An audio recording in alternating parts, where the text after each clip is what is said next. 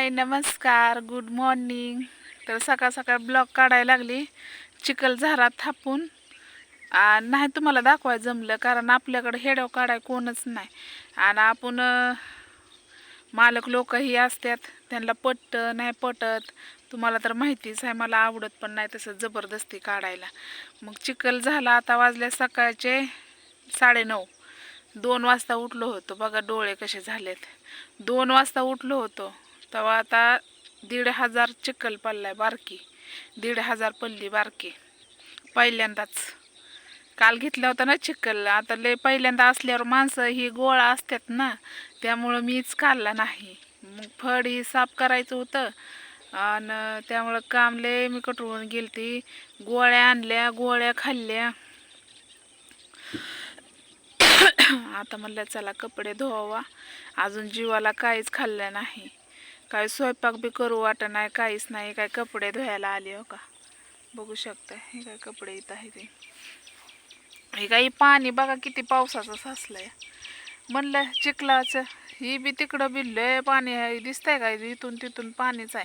पण ही हिर आहे आणि त्या हिरीचं पाणी ही येतंय स्वच्छ आहे. म्हणजे सगळं स्वच्छच आहे आणि लय म्हणजे लयच पाणी आहे हो का, बघू शकताय. इकडं बी सगळं पाणी पाणीच आहे. पण इथं मी दगडं बांधले ती. म्हणलं किती कापली, एक साडी झंपर आणि परकर, 3च कापड आणि त्याला कुठं जावं म्हणलं दगडं मांडावा.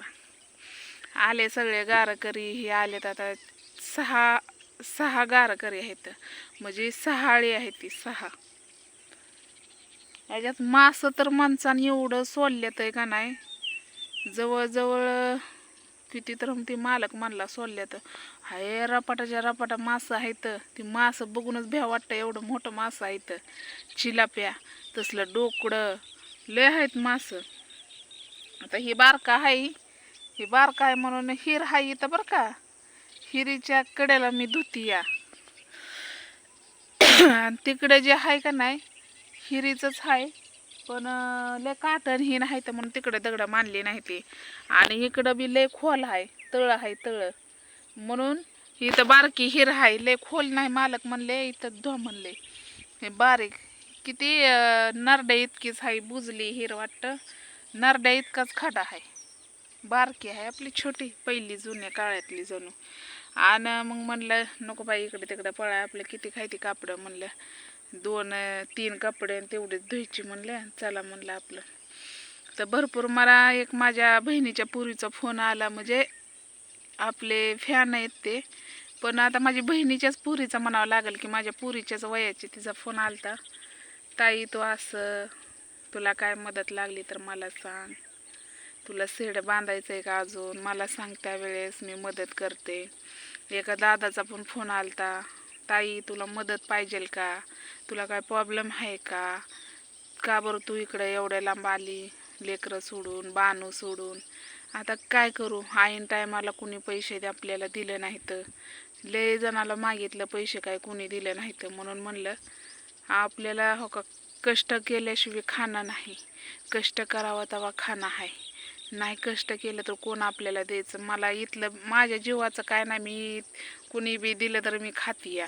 पण लेकरा बाळाचं दुधाचं म्हणा, बानूच्या औषधाचं गोळ्याचं, मस आता मला ती माझ्याशिवाय राहू शकत नाही बानू.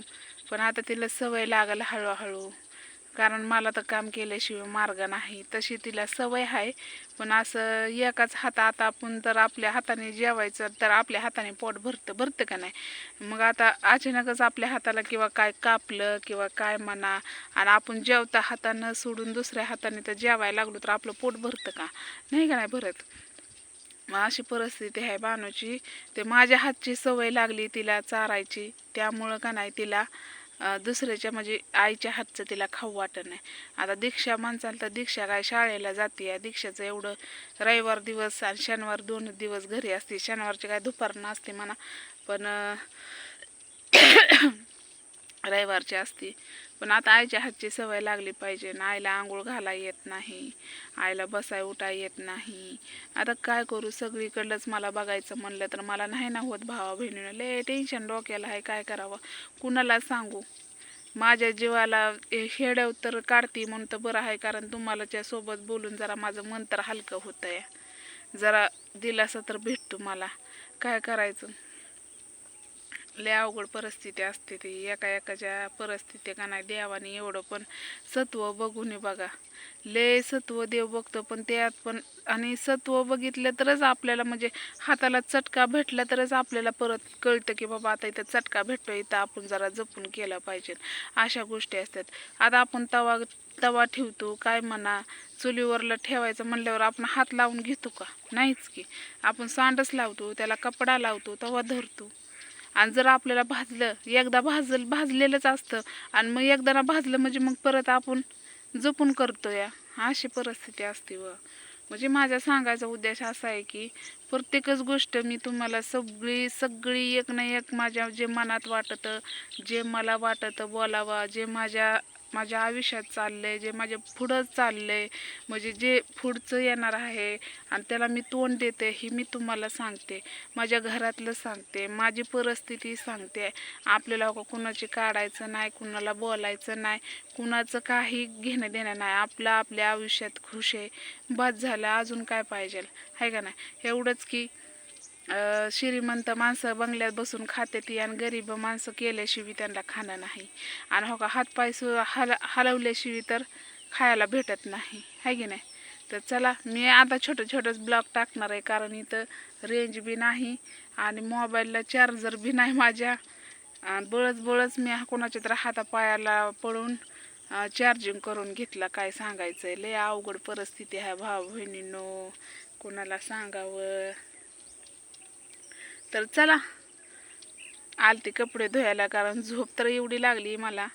पण आता वर कामाला लागूच तर एक झोप झाली पाहिजे, तरच मी काम करू शकते. तर हेड्या वावलं असलं तर नक्कीच लाईक करा आणि तुमची बानूला आशीर्वाद द्या, कारण बानून लवकर ठीक व्हावा. कारण बानूला तर गोळ्या औषधं आहेतच म्हणा, पण बानू तुमच्या आशीर्वादाने लवकर ठीक व्हावा असा आशीर्वाद बानूला द्या. तर चला, बाय.